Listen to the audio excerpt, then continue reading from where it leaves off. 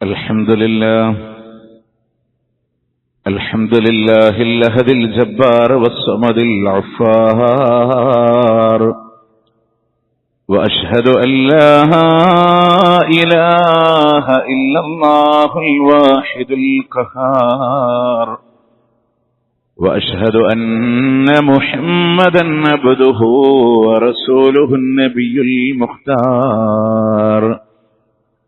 اللهم صل على محمد وعلى آل محمد كما صليت على إبراهيم وعلى آل إبراهيم إنك حميد مجيد.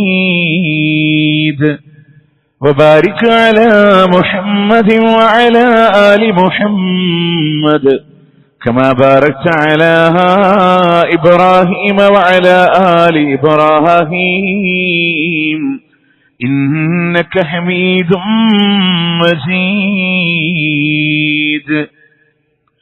أما بعد فإن خير الكلام كلام الله، وخير السنن سنن محمد صلى الله عليه وسلم، وشر الأمور محدثاتها، وكل محدثة بدعة، وكل بدعة ضلالة، وكل ضلالة في النار. يا أيها الذين آمنوا اتقوا الله حق تقاته ولا تموتن إلا وأنتم مسلمون. أعوذ بالله من الشيطان الرجيم. بسم الله الرحمن الرحيم. لا ينهاكم الله عن الذين لم يقاتلوكم في الدين ولم يخرجوكم من دياركم أن تبروه وتقسطوا إليهم إن الله يحب المقسطين. പ്രിയ സത്യവിശ്വാസികളെ, വിശ്വാസിനികളെ, അല്ലാഹു റബ്ബുൽ ഇസ്സത്തിന്റെ വിധിവിലക്കുകൾ ജീവിതത്തിന്റെ ഇതര മേഖലകളിൽ പാലിച്ചുകൊണ്ട് ജീവിതം മുന്നോട്ട് നയിക്കണേ എന്ന് ആദ്യമായി എന്നോടെന്ന പോലെ നിങ്ങളോടും ഓർമ്മപ്പെടുത്തുകയാണ്, വസീയത്ത് ചെയ്യുകയാണ്. കഴിഞ്ഞ ഖുതുബയിൽ ഇസ്ലാമിനെ വിമർശിക്കുന്നവരെ സംബന്ധിച്ചും ഇസ്ലാമോഫോബിയയുടെ ചില മേഖലകളും നമ്മൾ സൂചിപ്പിക്കുകയുണ്ടായി. നമ്മൾ മനസ്സിലാക്കേണ്ടത്, ചാനൽ ചർച്ചകളിൽ മതമറിയാത്തവർ ഇസ്ലാമിനെ വിമർശിക്കുമ്പോൾ അതിന്റെ പേരിൽ ചൂളിപ്പോകേണ്ടവരല്ല മുസ്ലിമീങ്ങൾ എന്നുള്ളത് കൊണ്ട് 6-ാം നൂറ്റാണ്ടിൽ നിന്ന് വാഹനം കിട്ടാത്തവരാണ് എന്ന് പരിഹസിച്ചവരുടെ മുമ്പിൽ പുരോഗമന യൂറോപ്പ് പോലും ഇസ്ലാമിന്റെ കണ്ടുപിടുത്തങ്ങൾ എന്താണെന്ന് മനസ്സിലാക്കാൻ കഴിയാതെ അതൊരലങ്കാര വസ്തുവാണെന്ന് കരുതി കെട്ടിത്തൂക്കിയതിന്റെ ചരിത്രങ്ങൾ വരെ നമ്മൾ സൂചിപ്പിച്ചവരാണ്. ഇന്നത്തെ ഖുതുബയിൽ നിങ്ങളുടെ ശ്രദ്ധയിൽപ്പെടുത്താനുള്ളത് ഇതേപോലെ ഇസ്ലാമിനെ വിമർശിക്കാൻ ഏത് കാലത്ത് ഉപയോഗപ്പെടുത്തുന്ന ഒരു പദമാണ് ജിഹാദ് എന്നുള്ളത്. ചില കോർപ്പറേറ്റ് ഭീമന്മാർ അവരുടെ കച്ചവടത്തിന് ചില മേഖലകളിൽ ഇസ്ലാം തടസ്സമെന്ന് കാണുമ്പോൾ അവരുടെ അധീനതയിലുള്ള ചാനലുകളെ ഉപയോഗപ്പെടുത്തി പറയും, ഈ മതം തീവ്രവാദമാണ്, ഭീകരവാദമാണ്, ജിഹാദ്, ജിഹാദി. അതുപോലെ തന്നെ എതിരാളികളെ തോൽപ്പിക്കാൻ രാഷ്ട്രീയക്കാര് പോലും ഉപയോഗപ്പെടുത്തുന്ന ഒരു പദമാണ് ജിഹാദ് എന്നുള്ളത്. തങ്ങളുടെ സങ്കുചിതമായ താല്പര്യങ്ങൾക്ക് വേണ്ടി പദങ്ങളെ ഉപയോഗപ്പെടുത്തുന്ന ആളുകളുണ്ട്. പുതിയ പുതിയ പദങ്ങളെ കേട്ട് തുപ്പൽ ജിഹാദും, മരമുറി ജിഹാദും, നാർക്കോട്ടിക് ജിഹാദും, ലവ് ജിഹാദും, കുറെ പദങ്ങൾ നമ്മൾ കേട്ടവരാണ്. ആദ്യം നമ്മൾ മനസ്സിലാക്കേണ്ട ഈ ആരോപണങ്ങളുടെ അടിത്തറ എന്താണ് എന്നുള്ളതാണ്. അള്ളാന്റെ വിശുദ്ധ ഖുർആൻ സൂറത്ത് ബഖറയിലെ 109-ാമത്തെ ആയത്തിൽ കൃത്യമായി പറയുന്നുണ്ട്. അതായത് ഒരു ജൂതനായ മനുഷ്യൻ വന്നിട്ട് സൽമാനുൽ ഫാരിസി റളിയല്ലാഹു അൻഹുവിനോട് ചോദിക്കുന്നുണ്ട്, മലമൂത്ര വിസർജനത്തിന്റെ മര്യാദ പോലും നിങ്ങളുടെ പ്രവാചകൻ നിങ്ങളെ പഠിപ്പിച്ചിട്ടുണ്ടല്ലേ? അദ്ദേഹം അഭിമാനത്തോടെ പറഞ്ഞൊരു വിഷയമുണ്ട്. അത് മുഴുവനും ഞങ്ങളുടെ പ്രവാചകൻ സല്ലല്ലാഹു അലൈഹി വസല്ലം ഞങ്ങളെ പഠിപ്പിച്ചിട്ടുണ്ടെന്ന്. ഇസ്ലാം തൊട്ടു തീണ്ടാത്ത ഒരു ശാസ്ത്ര മേഖലകളില്ല, വിരൽ ചൂണ്ടാത്ത മേഖലകളില്ല, അത് പറയാത്ത സാംസ്കാരിക മേഖലകളില്ല, വൈജ്ഞാനിക മേഖലകളില്ല. എവിടെ നോക്കിയാലും ഇസ്ലാമിന്റെ ഒരു ടച്ച് കാണാം. അതുകൊണ്ട് തന്നെ ഇസ്ലാം എന്ന് പറയുന്ന മതത്തിനോട്, അതിന്റെ മുസ്ലിങ്ങളോട് ശത്രുക്കൾക്ക് അസൂയ. ആ അസൂയയാണ് ഈ വിധ ആരോപണങ്ങൾ ഉണ്ടാക്കുന്നത് എന്ന് അല്ലാഹ്, അതിനപ്പുറം ഇനി ഒന്നുമില്ലല്ലോ. സൂറത്ത് ബഖറ 109 ആയത്ത്, വദ്ദ കസീറും മിൻ അഹ്ലിൽ കിതാബി, വേദക്കാരിൽപ്പെട്ട ധാരാളം ആളുകളും ആഗ്രഹിക്കുന്നത് ലൗ യുറദ്ദൂനകും മിൻ ബഅദി ഈമാനികും കുഫാറ, നിങ്ങളുടെ ഈമാനിന് ശേഷം നിങ്ങൾ കുഫറിലേക്ക് മടങ്ങണം എന്ന് അവർ മുഴുവൻ ആഗ്രഹിക്കുന്നത് ഹസദം മിൻ ഇൻദി അൻഫുസിഹിം, അവരുടെ ഉള്ളിൽ നിന്നുള്ള അസൂയയാണ് അവരങ്ങനെ ആഗ്രഹിക്കാനുള്ള കാരണം.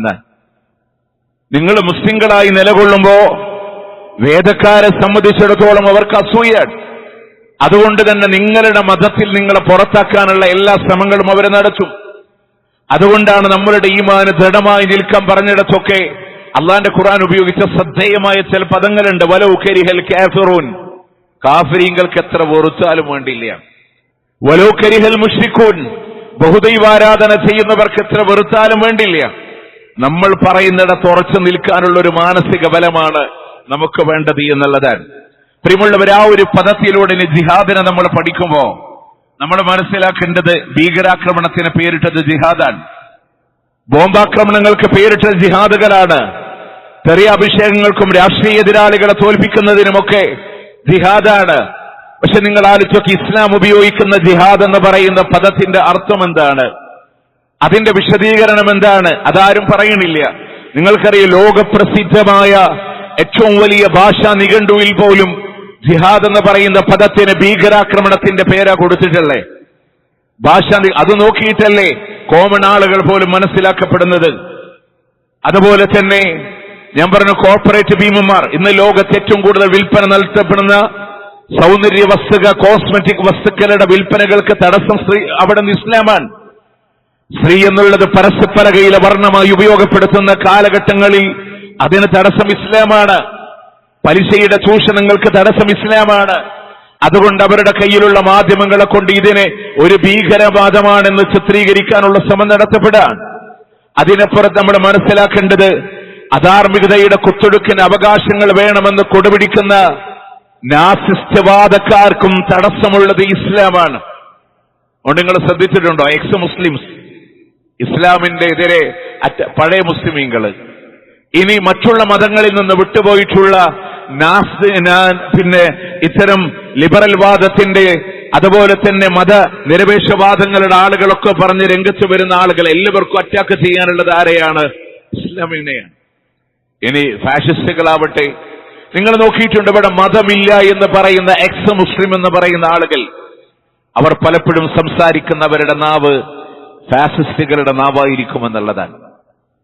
നിങ്ങൾ ആലോചിക്കുക, ഇവിടത്തെ വിശിഷ്യ നമ്മളുടെ നാടുകളിൽ സംഘപരിവാറിന് വേണ്ടി സംസാരിക്കുന്ന ആളുകളായിട്ടാണ് പല മുസ്ലിം നാമധാരികളായ എക്സ് മുസ്ലിങ്ങൾ മാറുന്നത്. അവരൊക്കെ ഉപയോഗപ്പെടുത്തുന്നത് ഇവരാരും നല്ല ഹൃദയത്തിന്റെ വക്താക്കളല്ല എന്നുള്ളതിന്റെ ഏറ്റവും വലിയ തെളിവുകളാണ്. ആരും നിഷ്പക്ഷമായിട്ട് മതത്തെ പറയലില്ല, ഒരു പക്ഷത്ത് നിന്നിട്ടാണ്.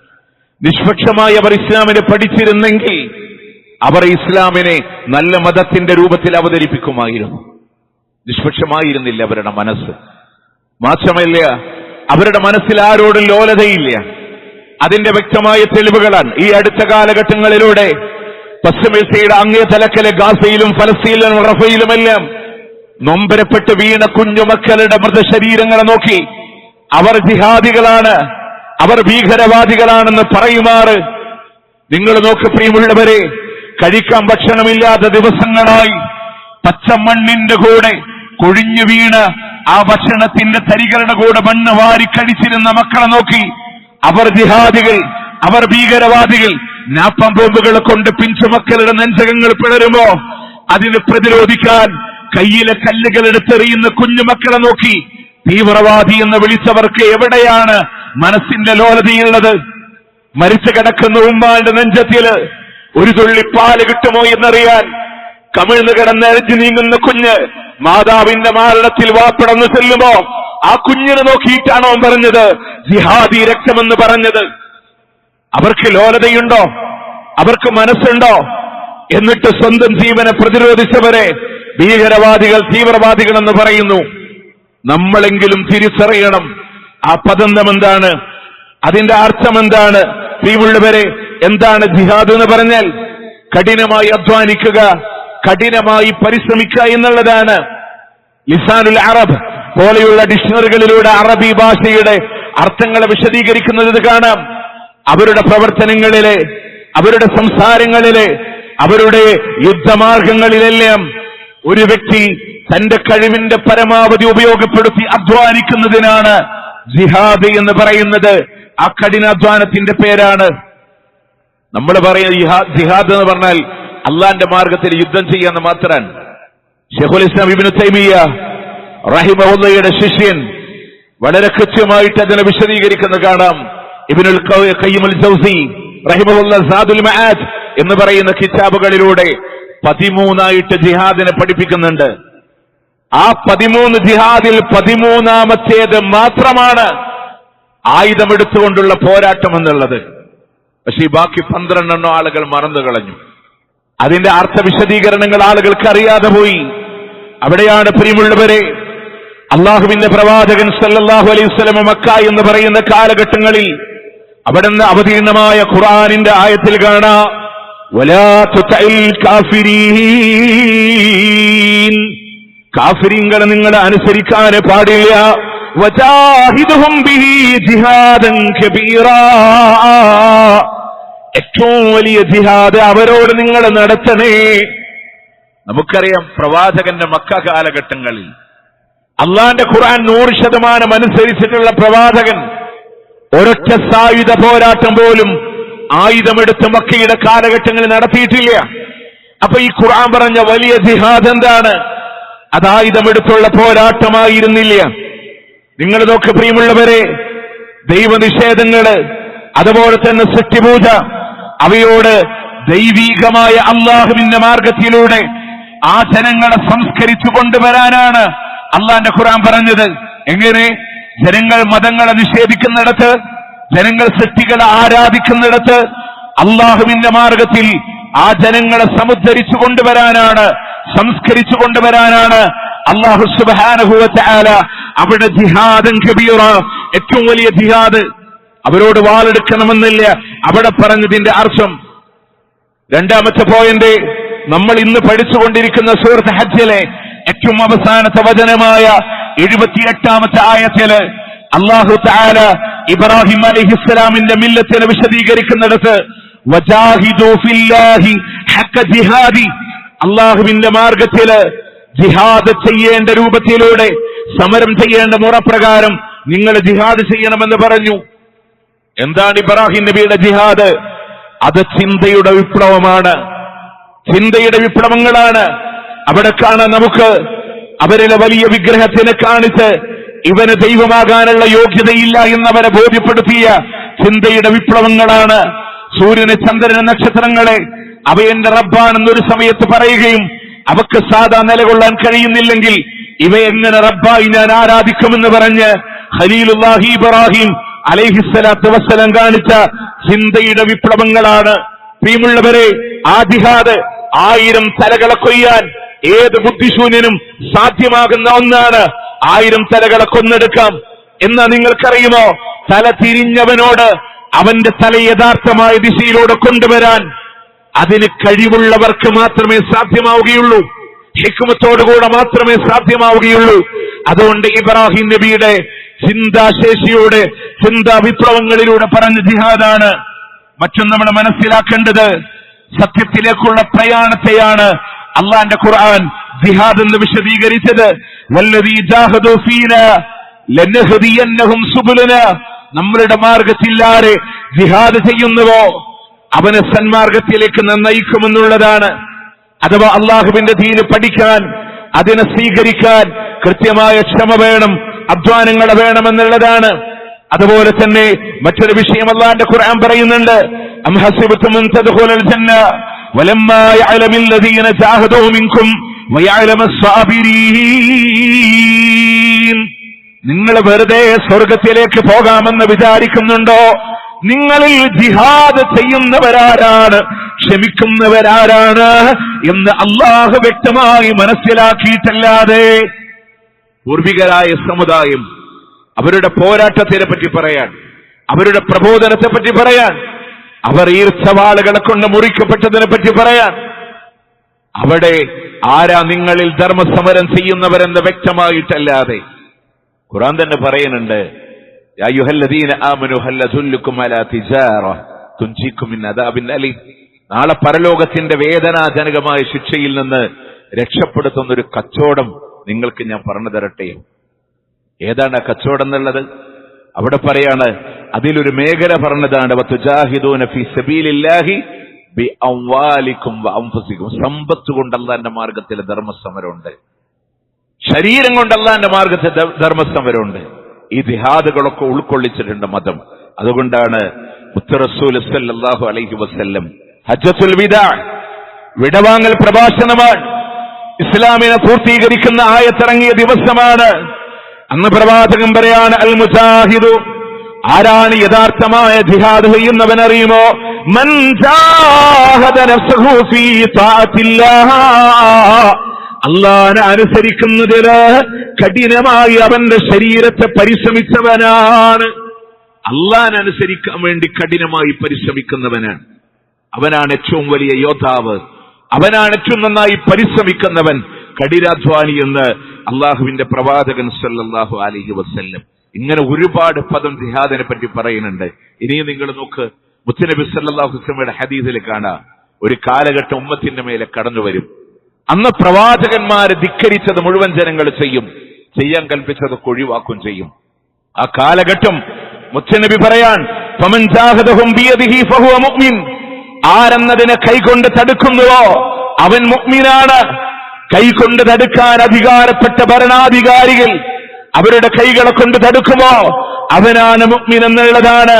ഫമൻ ജാഹദഹും ബിലിസാനിഹി ഫഹുവ മുഅ്മിൻ, അതിനെ നാവ് കൊണ്ട് തടയുന്നവനാര്? അവൻ മുഅ്മിനാണ്. ഫമൻ ജാഹദഹും ബിഖൽബിഹി ഫഹുവ മുഅ്മിൻ, അതിനെ ഹൃദയം കൊണ്ട് തടയുന്നവൻ, വെറുക്കുന്നവൻ, അവൻ മുഅ്മിനാണ്. അപ്പൊ ജിഹാദ്, ഹൃദയം കൊണ്ട് ജിഹാദ് ഉണ്ട്. അവന്റെ നാവ് കൊണ്ട് അരുതെന്ന് പറയുന്നിടത്ത് ജിഹാദുണ്ട്. കൈകൊണ്ട് തടുക്കാൻ അധികാരമുള്ളിടത്ത് മുഴുവൻ കൈകൊണ്ട് തടുക്കുന്നിടത്തും ജിഹാദുകളുണ്ട് എന്നുള്ളതാണ്. ഇമാം അഹ്മദ് ബിൻ ഹംബൽ റഹ്മത്തുള്ളാഹി അലൈഹി പറയുന്നുണ്ട്, സ്വന്തം നഫ്സിനോട് ജിഹാദ് ചെയ്യാത്തവൻ മുസ്ലിം അല്ലാന്ന്. അതിന്റെ അർത്ഥം എന്താ? സ്വന്തം ശരീരത്തെ വിട്ടെന്ന് അല്ലല്ലോ.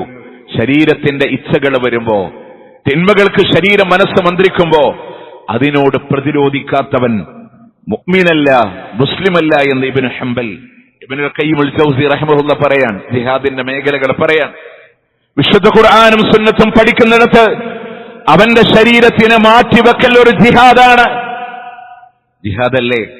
കാരണം ശരീരം പറയും പുറത്തു നടക്കാനാണ്, ശരീരം പറയാൻ സൽക്കാരങ്ങൾക്ക് പോവാനാണ്, എല്ലാ ആഘോഷങ്ങൾക്കും ശരീരം ക്ഷണിക്കാൻ.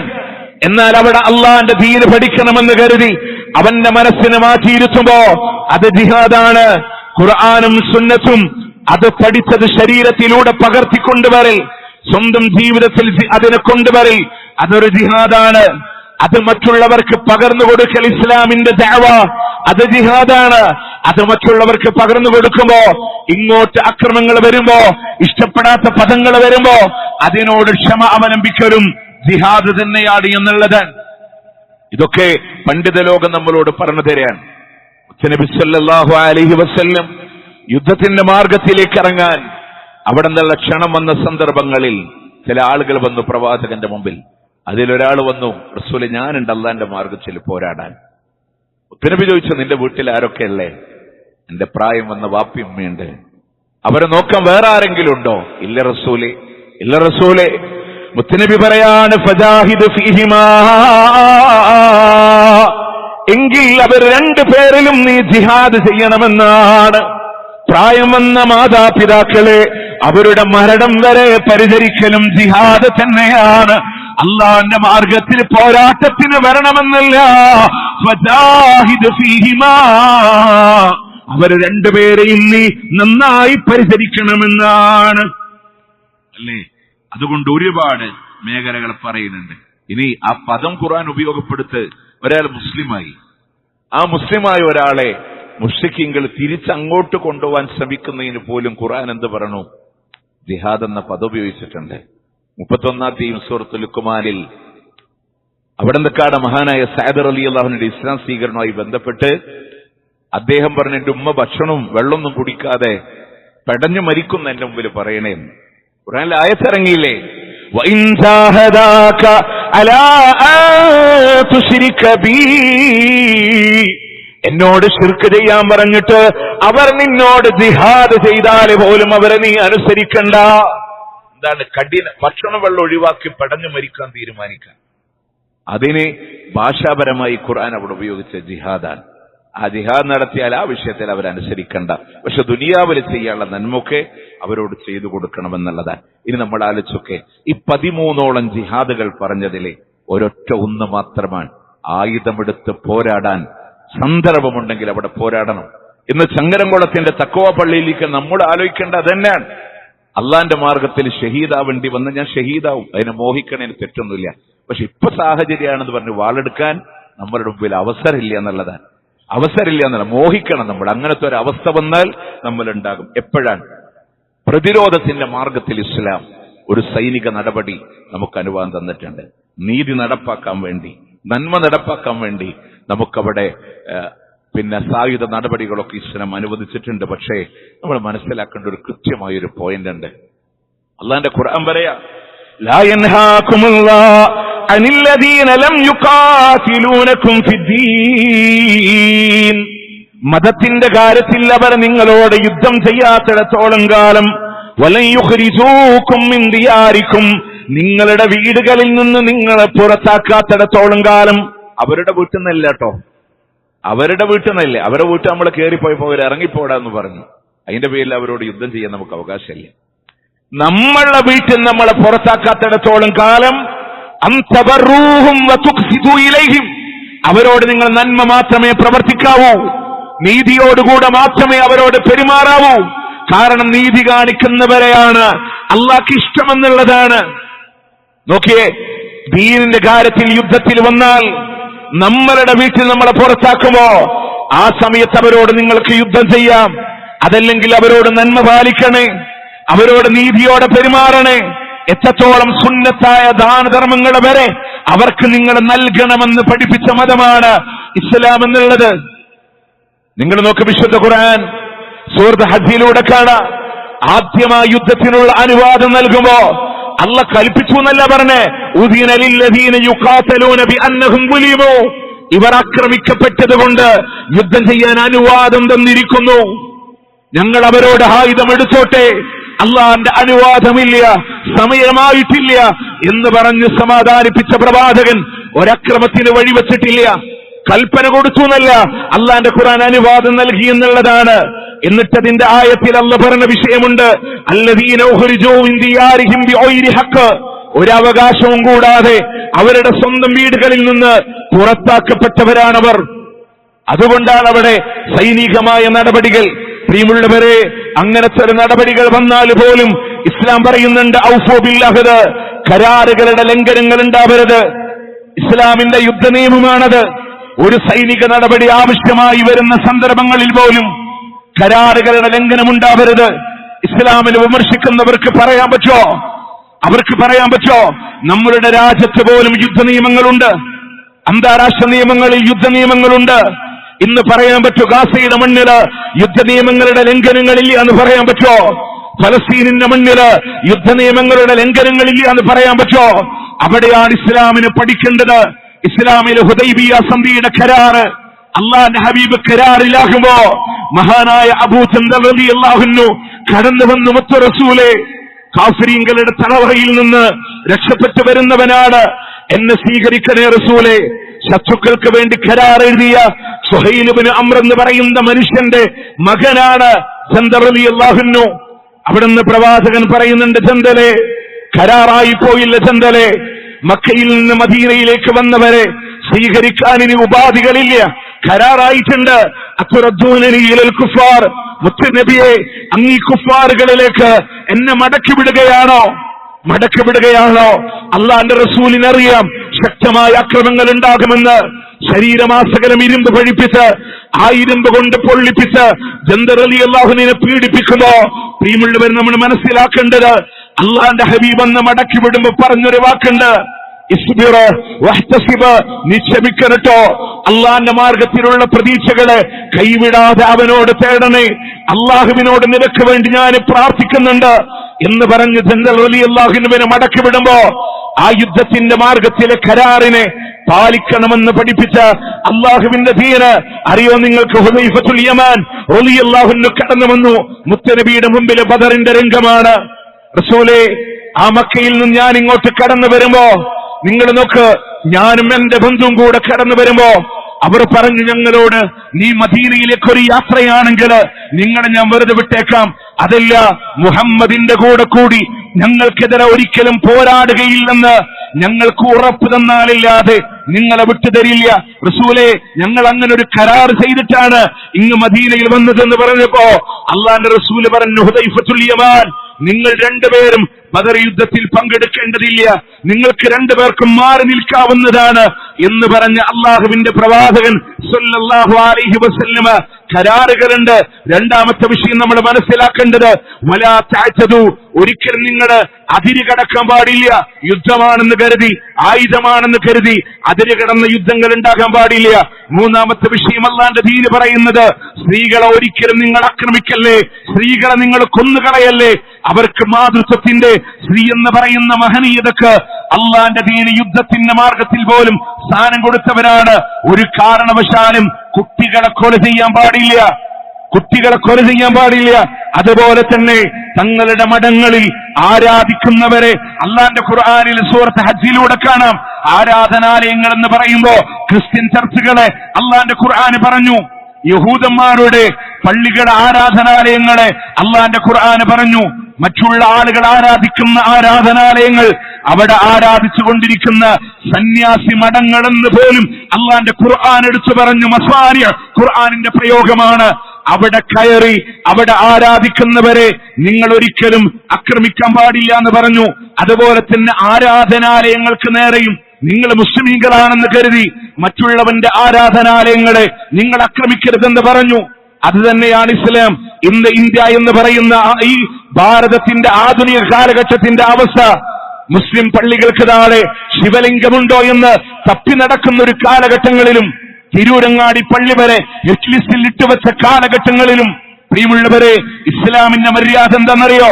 ചങ്ങരംകുളത്തിന്റെ ഏതെങ്കിലും ഒരു ക്ഷേത്രത്തിന്റെ താഴെ അത് പണ്ട് മുസ്ലിംകളുടെ പള്ളിയായിരുന്നു എന്ന് ആരെങ്കിലും പറഞ്ഞാൽ, അവിടെ അതിന്റെ ഷിയാറുകളുണ്ടെന്ന് ആരെങ്കിലും പറഞ്ഞാൽ, അത് മാന്തി നോക്കാൻ പോകണ്ട എന്ന് പഠിപ്പിച്ച മതമാണ് ഇസ്ലാം. മറ്റുള്ളവന്റെ ആരാധനാലയങ്ങളെ നിങ്ങൾ തൊട്ടുകളിക്കാൻ പാടില്ല. അതുപോലെ തന്നെ നിങ്ങൾ നോക്ക് പ്രിയമുള്ളവരെ, അവിടെ നിന്ന് ഫലവൃക്ഷങ്ങളെ മുറിക്കാൻ പാടില്ല. ആളുകൾ ഉപയോഗിക്കുന്ന ഫലങ്ങൾ ഉണ്ടാകുന്ന മരങ്ങളെ മുറിക്കാൻ പാടില്ല. ഒരാൾ മരണപ്പെട്ടു കഴിഞ്ഞാൽ ശത്രുവാണെങ്കിലും അവന്റെ മൃതശരീരത്തിനോട് അനാദരവ് കാണിക്കാൻ പാടില്ല. പിന്നീട് അവന്റെ അവയവങ്ങളിൽ നിങ്ങൾ ആയുധം വെക്കാൻ പാടില്ല. അതുപോലെ തന്നെ ആരെങ്കിലും യുദ്ധത്തിൽ ജീവനോടുകൂടെ തടവുകാരായി വന്നാൽ അവരോട് അവകാശ ലംഘനം നിങ്ങൾ കാണിക്കരുത്. ഏറ്റവും മാന്യമായി വിശുദ്ധ ഖുർആൻ തന്നെ പറഞ്ഞില്ലേ, വയുത്ഇമൂന തആമ അലാ ഹുബ്ബിഹി മിസ്കീനം വയതീമൻ വഅസീറാ. ഇഷ്ടത്തോടെ ബന്ധനസ്ഥന് പാവങ്ങൾക്ക് നിങ്ങൾ ഭക്ഷണം കൊടുക്കണം, അനാഥക്ക് ഭക്ഷണം കൊടുക്കണം. മഹാനായ റഈസുൽ മുഫസ്സിരീൻ ഇബ്നു അബ്ബാസ് റളിയല്ലാഹു അൻഹു പറയാണ്, യുദ്ധത്തിന്റെ തടവുകാരായി വരുന്ന ആളുകൾക്ക് ഞങ്ങൾ പോലും കഴിക്കാതെ ഇഷ്ടമുള്ള ഭക്ഷണം അവർക്ക് ഞങ്ങൾ കൊണ്ടുപോയി കൊടുക്കാറുണ്ടായിരുന്നു. അത്ര വലിയ യുദ്ധത്തിന് ഞാൻ പറഞ്ഞു 13 ജിഹാദിലെ ഒരൊറ്റ മേഖല മാത്രമാണ് ആയുധമെടുത്തുകൊണ്ട്, ബാക്കിയുള്ളിടത്തൊന്നും ആയുധം എടുക്കാൻ അവകാശമില്ലേ. ഒക്കെ മഹനീയ മാതൃകളാണ്. ആയുധമെടുക്കുന്നിടത്ത് പോലും ഈ കണ്ടീഷൻസ് പറഞ്ഞു. ഇനി വർഗീയതക്കോ വംശീയതക്കോ ആരെങ്കിലും കൂട്ടു നിൽക്കുന്നുണ്ടെങ്കിൽ, അവൻ മുസ്ലിം ലേബലാണെങ്കിൽ പോലും, മൻ ഖുത്തില തഹ്ത റായത്തിന് ഇമ്മിയ യദഉ അസബിയ ഔ യൻസുറു അസബിയ, വർഗീയതക്ക് വേണ്ടി ഒരാള് ഷഹീദാവുക, അല്ലെങ്കിൽ അതിലേക്ക് വേണ്ടി ആളുകളെ ക്ഷണിക്കുക, അതിന് കീഴിൽ മരണപ്പെട്ടാൽ ഫഖിച്ചലത്തുൻ ജാഹിലിയ, അവൻ ജാഹിലിയത്തിന്റെ മരണം. അതിനെ വെച്ചു പൊറുപ്പിക്കണില്ല ഇസ്ലാം എന്നുള്ളതാണ്. അതുകൊണ്ട് പഠിക്കാൻ, മനസ്സിലാക്കാൻ നിങ്ങൾ നോക്കാം. ഒരുപാട് വിമർശനങ്ങളെ കടന്നു വരുന്ന മുസ്ലിങ്ങളൊക്കെ രാജ്യദ്രോഹികളാണ് എന്നൊക്കെ പറയാൻ ഉദ്ദേശിക്കുന്ന ആളുകളൊക്കെ അവരിതിനെതിരെ പ്രവർത്തിക്കുന്ന ആളുകളാണെന്നൊക്കെ മാപ്പിള സമരങ്ങളാണെങ്കിലും ശരി, അതുപോലെ തന്നെ 1921 മാപ്പിള ലഹരിയാണെങ്കിലും പിന്നെ അവിടെ നിന്ന് അങ്ങോട്ടുള്ള ഏത് സമര പോരാട്ടങ്ങളാണെങ്കിലും നിങ്ങൾക്കറിയോ, ബ്രിട്ടീഷുകാർക്കെതിരെ പോരാടിയ ഇന്ത്യ ഗേറ്റിൽ എഴുതി വെച്ച ആളുകളിൽ മഹാഭൂരിപക്ഷം വരുന്നത് മുസ്ലിമീങ്ങളാണ്. എന്തേ ന്യൂനപക്ഷം അവിടെ ഭൂരിപക്ഷമായി? അവരുടെ മനസ്സിലുണ്ട് അള്ളാന്റെ മുസ്ലിനബി പകർന്ന പാഠങ്ങളെ. വാര്യംകുന്നത്തോ കെ മൗലവി 4 മണിക്കൂറുകളാണ് നിർത്താതെ സംസാരിച്ചത് സ്വാതന്ത്ര്യ സമരത്തിന് വേണ്ടി. മാധവൻ നായർ എന്ന് പറയുന്ന മനുഷ്യൻ അദ്ദേഹത്തെ തടയുമ്പോൾ അദ്ദേഹത്തിന് അഭയം കൊടുത്തത്. കാരണം അന്ന് സ്വാതന്ത്ര്യ സമരത്തിന്റെ തീരുമാനങ്ങൾ അങ്ങനെയാണ്. അറബിക്കടലിന്റെ തീരങ്ങളിൽ ജനങ്ങൾ പീഡിച്ചിരുന്ന ടിപ്പു സുൽത്താനിന്റെ കാവലുകളെ, അതുകൊണ്ടാണ് ബ്രിട്ടീഷുകാർ അവരുടെ നായകൾക്ക് പോലും ടിപ്പു എന്ന് പേരിടാൻ. അദ്ദേഹം മരിച്ചപ്പോ സ്വാതന്ത്ര്യം അവരുടെ വിജയം ഇനി എളുപ്പമായി എന്ന് പറഞ്ഞതും ബ്രിട്ടീഷുകാരാണ്. അങ്ങനെ മുസ്ലിംകളുടെ അവരൊന്നും ഇതൊന്നും ശരിയല്ല എന്ന് പറഞ്ഞാൽ, ഇനി സ്വാതന്ത്ര്യാനന്തര ഭാരതത്തിലെ ആദ്യത്തെ വിദ്യാഭ്യാസ മന്ത്രി ആരാന്നറിയോ നിങ്ങൾക്ക്? മക്കയിൽ പിറവി കൊണ്ട ഹാഫിളായ മതപണ്ഡിതനായ മൗലാന അബുൽ കലാം ആസാദ് സലഫി പണ്ഡിതനാണ്, ഹാഫിളാണ്. മക്കയിൽ ജനിച്ചു വളർന്ന ആളാണ്. മക്ക യൂണിവേഴ്സിറ്റിയിൽ പ്രാഥമിക പഠനം നടത്തിയ ആളാണ്. ദേശരാജ്യങ്ങളിൽ നിന്ന് മറ്റു ഭാഷകളിൽ പഠനം നടത്തിയ ആളാണ്. മുസ്ലിമീങ്ങൾ അദ്ദേഹം പറഞ്ഞത്, എന്റെ പ്രവാചകൻ എന്റെ മദീനക്ക് സംരക്ഷണം തീർത്തതുപോലെ മുസ്ലിമായി ഞാൻ ഇന്ത്യ എന്ന് പറയുന്ന രാജ്യത്തിന്റെ മെമ്പറാണെങ്കിൽ അവിടെ തോളോട് തോൾ ചേർന്ന രാജ്യത്തിന് വേണ്ടി പോരാടുന്ന പറഞ്ഞേ. നമ്മളിതൊക്കെ മനസ്സിലാക്കേണ്ടത് മുസ്ലിമീങ്ങൾ തീവ്രവാദം പറയുന്നത്. പിന്നെ നമ്മൾ പറയും ISIS, അതിനുവേണ്ടി ആളുകൾ രാജ്യം വിട്ടില്ലേ? നിങ്ങൾക്കറിയാം ജൂതസൃഷ്ടിയാണ് ISIS. അതിന്റെ അകത്തളങ്ങളിലേക്ക് നമ്മൾ കയറി വരുന്നില്ല. Islamic State Iraq and Syria തൊട്ടപ്പുറത്തുണ്ട് ഇസ്രയേലിന്റെ മണ്ണ്. എന്തേ ഒരു മിസൈല് പോലും ഇസ്രയേലിലേക്ക് തൊടുക്കാതിരുന്നേ? മൈലുകൾക്കപ്പുറമുള്ള സൗദി അറേബ്യയിലെ പരിശുദ്ധമായ മക്ക ഹറമിലെ കഅബാലയത്തിനെ ലക്ഷ്യമാക്കി വിശുദ്ധ റമദാനിന്റെ അവസാനത്തെ 10 മിസൈൽ തൊടുക്കുമ്പോ അവിടെ അറിയാം ISIS എന്നുള്ളത് ഇസ്ലാമല്ല.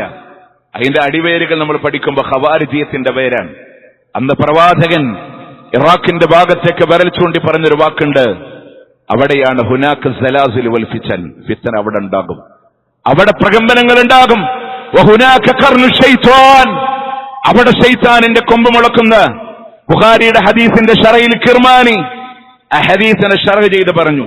ചില ആളുകളൊക്കെ ഇതിനെ തെറ്റിദ്ധരിപ്പിച്ചിട്ട് പറഞ്ഞു റിയാദിലെ നജദിന്റെ ഭാഗത്തേക്ക് ഷെയ്ഖ് മുഹമ്മദ് ബിൻ അബ്ദുൽ വഹാബാൻ. ബുഖാരിയുടെ ഷറഹ് ഹദീസിൽ കാണാം ഇറാഖിന്റെ സിറിയയുടെ ഭാഗത്തേക്കാണ് അള്ളാന്റെ മുത്ത് റസൂൽ സല്ലല്ലാഹു അലൈഹി വസല്ലമ വിരൽ ചൂണ്ടിയത് എന്നുള്ളതാണ്. മുസ്ലിമീങ്ങളെ മുഴുവൻ കുഫാർ എന്ന് വിളിക്കുന്നവർ, അവർ ഭീരുക്കൾ എന്ന് വിളിക്കുന്നവർ എങ്ങനെ ഇസ്ലാമിന്റെ സൈന്യമാകും? അതുപോലെ തന്നെ നമ്മൾ മനസ്സിലാക്കേണ്ട ചില വേർഡുകളെ പഠിക്കാനും അറിയാനും പെട്ടെന്നൊന്ന് പറയാൻ. ഹലാൽ ജിഹാദ്, മുസ്ലിമീങ്ങൾക്ക് ഹലാലിലെ ജിഹാദ് ഉണ്ട്. എങ്ങനെ നമ്മൾ പറയാ? അറുക്കുന്നിടത്ത് മാത്രമാണ്. ഒരു കോഴിക്കടയുടെ മേലെ ബോർഡ് കാണും ഹലാൽ, എന്താ അറച്ചു കൊടുക്കുന്നു എന്നല്ല. അത് മാത്രമല്ല, ആ ചിക്കൻ വാങ്ങാൻ വേണ്ടി കൊടുക്കണ പണം പോലും ഹലാലാകണമെന്ന് പഠിപ്പിച്ച മതമാണ് ഇസ്ലാം. മനസ്സിലാവുണ്ടോ? അതിനു വേണ്ടി ചെയ്തു കൊടുക്കുന്ന ജീപ്പേ പോലും ഹലാലാവണം, അറവും ഹലാലാവണം. ഒരു മൃഗത്തിനോട് നിങ്ങൾ അനീതി കാണിക്കല്ലേ. ഇന്ന് ആളുകള് അതിന് തുപ്പൽ ജിഹാദ് എന്ന് പറഞ്ഞു. പ്രിയമുള്ളവരെ, ഇതൊക്കെ വിമർശിക്കാൻ വേണ്ടി നാർക്കോട്ടിക് ജിഹാദ്. ആരാ ലഹരി ഉപയോഗിച്ചവനെ? അവൻ ഇസ്ലാമിന്റെ മരണം പോലുമില്ല എന്ന് മാത്രമല്ല, നോക്ക്, അവനെ നരകത്തിലൂടെ ആളുകളെ കത്തിച്ചു ചാമ്പലാക്കുമ്പോ അവരുടെ ശരീരങ്ങളിൽ നിന്ന് വാർന്നൊലിക്കുന്ന തീനത്തുൽ ഖബാർ എന്ന് പറയുന്ന ദുർഗന്ധമുള്ള പാനീയം കുടിപ്പിക്കപ്പെടുമെന്ന് പറഞ്ഞ് നിങ്ങളുടെ ബുദ്ധിയെ മരയിപ്പിക്കുന്ന ഹംർ എന്ന് പറയുന്ന മഹാമറൽ അഖൽ, നിങ്ങളുടെ ബുദ്ധിയെ മരയിപ്പിക്കുന്ന നിഷിദ്ധമാണ് എന്ന് പറഞ്ഞ ലഹരിയെ നാർക്കോട്ടിക് ജിഹാദ് എന്ന പേരിൽ കൊണ്ടുവന്നു.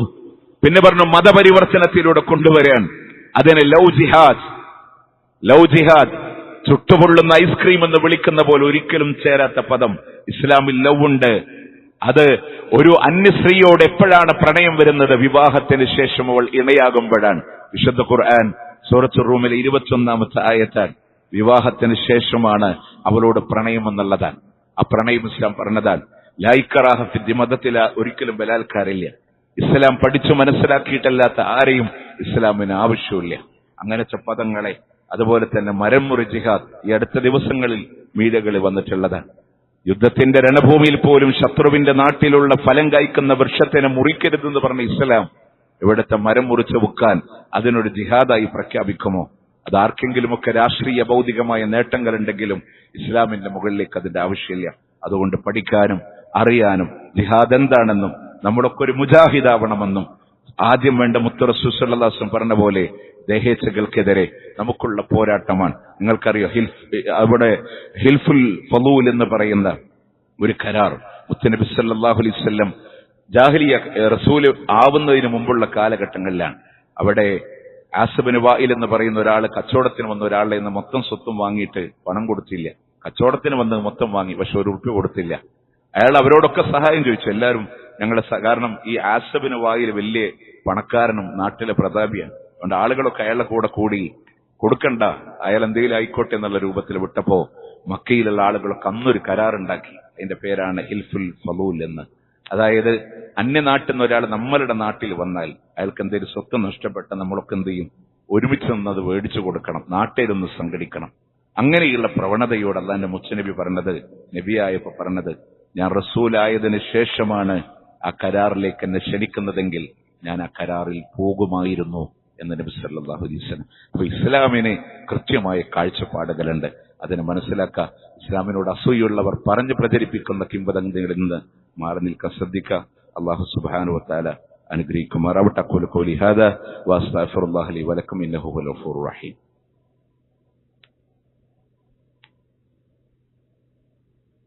الحمد لله رب العالمين والعاقبة للمتقين ولا عدوان إلا على الظالمين.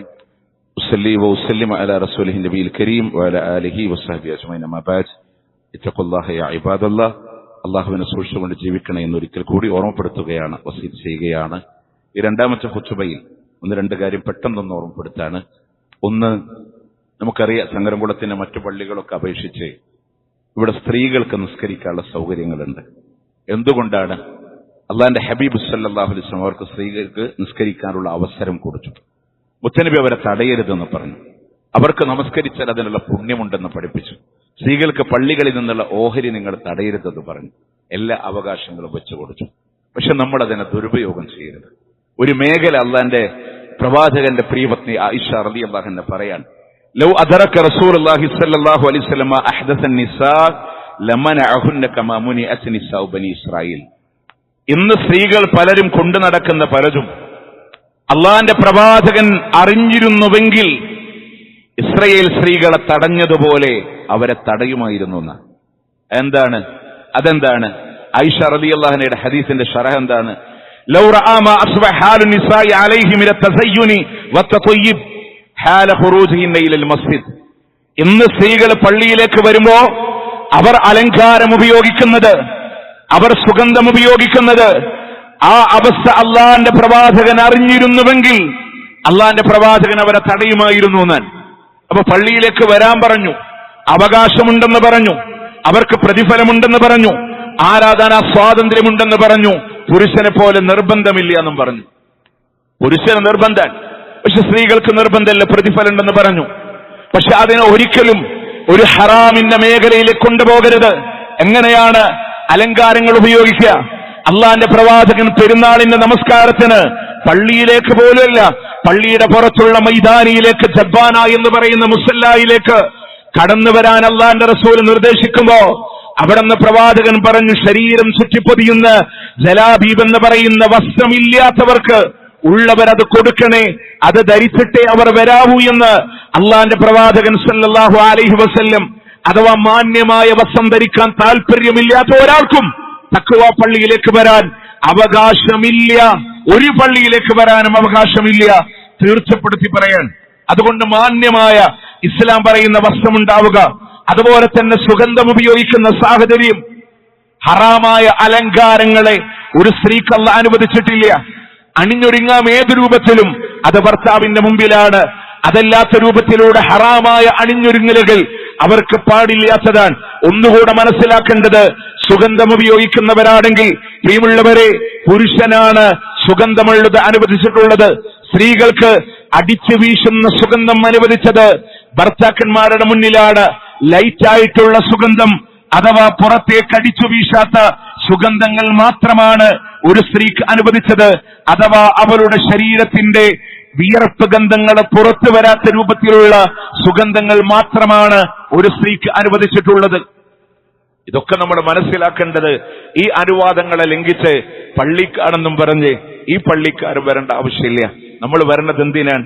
ജുമക്കാൻ, കൂലി കിട്ടാനാണ്, ഖുതുബ കേൾക്കാനാണ്, മാറ്റങ്ങൾ ഉണ്ടാക്കാനാണ്. പക്ഷെ ഒരു ഹറാമ് ചെയ്ത് വന്നിരുന്നിട്ട് എന്താ കാര്യമുള്ളേ? അതുകൊണ്ട് ആരെങ്കിലും ഉണ്ടെങ്കിൽ ഈ ശബ്ദം ശ്രവിക്കുന്നവരോട് തീർച്ചപ്പെടുത്തി പറയാൻ, അങ്ങനെയുള്ള ആളുകൾ ഒരു മാറ്റത്തിന് തീരുമാനമെടുത്തിട്ട് വേണം ഇൻഷാ അല്ലാഹ് അടുത്ത ആഴ്ച പള്ളിയിലേക്ക് വരാൻ.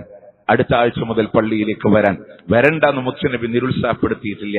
അല്ലാത്തവരോട് മുത്തു റസൂൽ നിസ്കരിക്കുമ്പോ കുട്ടികളുടെ ഭാഗത്തുനിന്ന് കരച്ചിൽ കേൾക്കും. അള്ളാന്റെ മുത്തുനബി സല്ലല്ലാഹു അലൈഹി വസല്ലം പറയാ, അവിടുന്ന് റസൂൽ ഖുർആൻ ചുരുക്കും. ഉരീദു അൻ ഉതവ്വില ഖിറാഅത്തി, നീട്ടി ഖുർആൻ നിസ്കരിക്കണമെന്ന് ആഗ്രഹിക്കും. പക്ഷെ കരച്ചിൽ കേൾക്കുമ്പോ റസൂൽ ഒന്ന് ചുരുക്കും, എന്നിട്ട് പെട്ടെന്ന് നിസ്കാരം നിർവഹിക്കും. കാരണം അവരുടെ ഉമ്മമാർക്ക് പ്രയാസം ഉണ്ടാവാനാ. അല്ലാതെ വരണ്ട എന്നുള്ള എന്റെ റസൂൽ സല്ലല്ലാഹു അലൈഹി വസല്ലം എന്ത് ചെയ്തില്ല, പറഞ്ഞിട്ടില്ല. പക്ഷെ ഈ വിഷയത്തിൽ ഗൗരവമാണ് നമ്മൾ ശ്രദ്ധിക്കുക. പ്രിയമുള്ളവരെ, നമ്മളുടെ ബഹുമാന്യനായ ഒരു പണ്ഡിതൻ ഇന്നലെ നമ്മളിൽ നിന്ന് വിട പറഞ്ഞു പോയി. നമുക്കൊക്കെ അറിയാവുന്ന കൊക്കൂര് ഭാഗത്തുള്ള അലി മുസ്ലിയാരാണ്. അള്ളാഹു സുബ്ഹാനഹു വ തആല അദ്ദേഹത്തിന് മഅഫറത്തും മർഹമത്തും നൽകി അള്ളാഹു സുബ്ഹാനഹു വ തആല അനുഗ്രഹിക്കുമാറാവട്ടെ. അതുപോലെ തന്നെ നമ്മളുടെ ഒരു പണ്ഡിതൻ സലീം ബുസ്താനി, അദ്ദേഹത്തിന്റെ കിഡ്നിയിലെ മുഴയുമായി ബന്ധപ്പെട്ടുള്ള സർജറി അമൃത ഹോസ്പിറ്റലിൽ കഴിഞ്ഞൊരു സാഹചര്യമാണുള്ളത്. അള്ളാഹു സുബ്ഹാനഹു വ തആല അദ്ദേഹത്തിനും ഷിഫ ആദിൽ നൽകി അള്ളാഹു അനുഗ്രഹിക്കുമാറാവട്ടെ. കഴിഞ്ഞ ദിവസം മഞ്ചേരിക്കപ്പുറത്തൊരു പ്രോഗ്രാമിന് പോയപ്പോ അതിന്റെ പിന്നിലൊക്കെ പ്രവർത്തിച്ചൊരു മോൻ ഒരു അപകടത്തിലെ വെള്ളത്തിലേക്ക് വീണ് മരണപ്പെട്ടു. ഒരു കാറ് മുമ്പ് എറണാകുളം ജില്ലയിൽ പുഴയിലേക്ക് വീണപ്പോ സാഹസികമായി ചാടി ആ പുഴയിൽ നിന്ന് 3 പേരെ രക്ഷപ്പെടുത്തി പേരെടുത്തൊരു മോൻ തന്നെയാണ്. നീന്താൻ അറിയാത്ത പ്രശ്നമില്ല, അപകടം പറ്റിയതാണ്. ജീവിതകാലം മുഴുവൻ വീട്ടുക്ക് വിരുദ്ധധാരിയായ മോൻ എല്ലാ ജമാഅത്തുകൾക്കും കൃത്യമായി നാട്ടിലെ ചാരിറ്റി പ്രവർത്തനങ്ങൾക്ക് മുന്നിലാണ്. അതിനാളുകളെ സംഘടിപ്പിക്കാൻ ബാപ്പാന്റെ കൂടെ ബാപ്പയും മോനും ഒരു ബ്രദേഴ്സിനെ പോലെ ഒരുമിച്ച് അള്ളാന്റെ പള്ളിയിൽ എല്ലാ ജമാഅത്തിനും ഉണ്ടാവും, എല്ലാ പ്രവർത്തനങ്ങളിലും ഉണ്ടാവും. ആ കുടുംബത്തിന്റെ വിഷമം വലുതാണ്. ഉമ്മയും ബാപ്പയും മോനും ഒക്കെ അള്ളാന്റെ മാർഗത്തിൽ അവരുടേതായ മേഖലകളിൽ സജീവമായി പ്രവർത്തിക്കുന്ന ആളുകളാണ്. അള്ളാഹു സുബ്ഹാനഹു വ തആല ആ കുടുംബത്തിന് സമാധാനം നൽകി അനുഗ്രഹിക്കുമാറാവട്ടെ. ആ മകനെ അള്ളാഹു അഫറച്ചും മർഹമത്തും നൽകി അള്ളാഹു അനുഗ്രഹിക്കുമാറാവട്ടെ. പ്രിയമുള്ളവരെ, രാത്രി 1 മണിക്കടുത്ത വീട്ടിലേക്ക് പോകുമ്പോ അവിടെ ഇങ്ങനെ തടിച്ചുകൂടിയ ആൾക്കാർ പലരും പറഞ്ഞത്, ഒരു പബ്ലിക് നമ്മൾ കാതുകൊണ്ട് കേട്ടത്, അങ്ങനത്തെ ഒരു മോൻ ഞങ്ങൾക്ക് ജനിച്ചിരുന്നെങ്കിൽ എന്നൊരു നാട് പറയുമാറ് ആ വാപ്പ മോനെ വളർത്തിയിട്ടുണ്ട്, ആ ഉമ്മ മോനെ വളർത്തിയിട്ടുണ്ട്. അള്ളാഹു നാളെ സ്വർഗത്തിലെ അവർക്ക് സന്തോഷത്തോടെ ഒരുമിച്ച് ചേരാൻ അള്ളാഹു തൗഫീഖ് നൽകി അനുഗ്രഹിക്കുമാറാവട്ടെ. അല്ലാഹുമ്മ അഗ്ഫിർ ലിൽ മുഅ്മിനീന വൽ മുഅ്മിനാത്ത് വൽ മുസ്ലിമീന വൽ മുസ്ലിമാത്ത് الأحياء منهم والأموات إنك مجيب الدعوات يا قاضي الحاجات. اللهم أعز الإسلام والمسلمين وأذل الشرك والمشركين. اللهم انصر إخواننا المسلمين في فلسطين. اللهم انصر إخواننا المسلمين المضاعفين المجاهدين في فلسطين وفي رفح وفي عزة. اللهم كن لهم نصيرا ولا تكن عليهم. اللهم ارحم موتاهم واشف مرضاهم وتقبل شهداءهم. اللهم ربنا آتنا في الدنيا حسنة وفي الآخرة حسنة وقنا عذاب النار. ربنا تقبل منا إنك أنت السميع العليم وتب علينا إنك أنت التواب الرحيم واغفر لنا يا غافر المذنبين. وصلى الله على نبينا محمد وعلى آله وصحبه أجمعين.